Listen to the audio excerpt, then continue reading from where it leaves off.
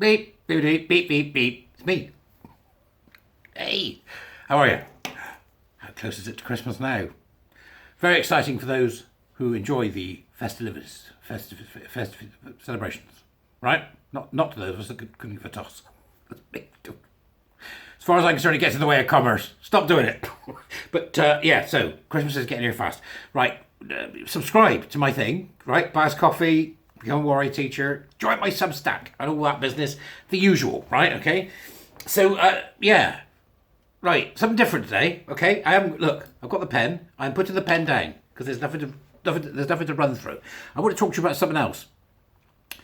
I've been designing my warrior teacher program, and I came across a story that I've known for a very long time, but I thought was, very appropriate in talking about some of the stuff that we're looking at and how this is affecting society. So I thought I'd tell you it, and maybe you'd be interested to hear the little story. Okay, so we're going back a while. We're going back to the 1920s, and we're going back to a man called Bernays. What a wonderful name, Bernays, Edward Bernays, who was Freud's nephew, I believe, or step-nephew, and he also married Freud's daughter. It was all a bit, someone in their family knew someone in their family. You get my drift. Yeah, right, there's a bit of that, right. But there's some interesting things that we need to know about him, and Bernays was a fascinating creature. He wrote a book in the 1920s called Propaganda, and which was about how you get people to buy stuff, right? It was purely behaviourist in nature. It was about engineering consent. That's what he called it. Now, Chomsky did some work on this. He called it manufacturing consent years later. But the truth of the matter was it was Bernays that started it, right? Bernays wrote about propaganda in the 1920s, and he said that you could actually engineer consent so that people didn't know they were giving it. So they were buying stuff they didn't need and all that sort of thing. And I suppose one of his greatest triumphs was when he put models on the catwalks and gave them cigarettes. And the sale of cigarettes to women went up phenomenally. This was about the 30s, 40s.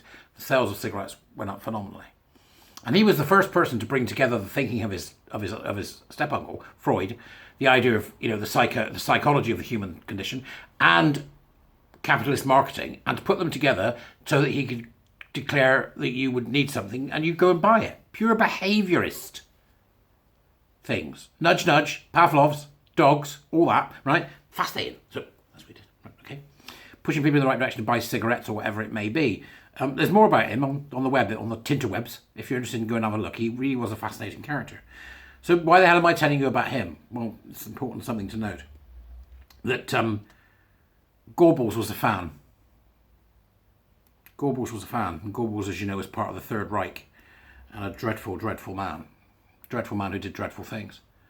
And when Bernays found out about this, he was obviously, as we all would be, absolutely horrified to imagine that what he first posited was used by somebody else. But that's very much about you can't be responsible for what you produce. Knife makers aren't responsible for murder. So I hope that it wasn't something that he found he could not live with, because it was a terrible thing to think that might have been the case, but he wasn't truly responsible. We're all responsible for ourselves, and Goebbels, certainly Bernays, was not responsible for what happened because of Goebbels. But that's fascinating. And not only that, in his book, Propaganda, right, what else is fascinating is what he actually said about engineering consent, about behaviourist tactics, which were grasped and have been used and still are being used today in universities and schools by teachers. It's being used in nudge units by governments, right? Now, it sounds like tin hat stuff. It's not. It's not. Right? And it's often used in the health field to try and get you to live healthier, 5 a day. So they manufacture your consent to be treated a certain way, as Chomsky would put it, or the engineers of consent, which are those that work in these behavioural nudge units, are working to get you to do things. Now, I'm not making a moral judgment here, right? 5 a day probably isn't true, I've been told by my doctor now. Therefore, what a surprise. I eat more fat meat than I ever did, and I'm better than I've ever been. Something terribly wrong somewhere. So you get the idea. That's also been used in schools.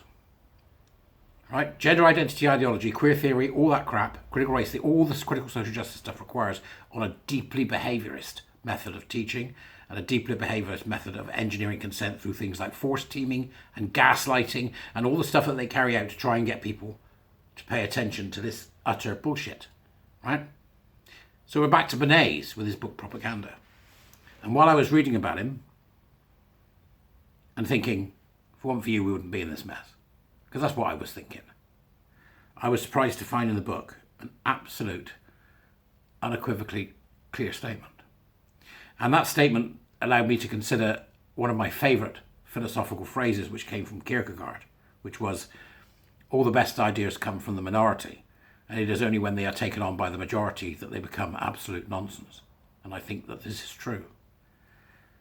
Is that Bernays, in writing his book Propaganda, unequivocally stated that under no circumstances were behaviourist techniques to be used in education, that it should never be allowed to get anywhere near the education system. And lo and behold, what's the first thing that people did with it? Took it into schools. We still got it there. Schools, universities, colleges, now in governments. This is the perversion of the psychological to interfere with the educational. I've made the point before that I think a lot of this is about an intellectual issue and not an emotional one. And I think it's time that we cleared the psychology industry out of education in all its forms. And that's a discussion I'd like to see happening. Anyway, that's just my little lesson for the day. I now crave smoked salmon and scrambled eggs. So I will bid you all good day. Have a great one. Jester out.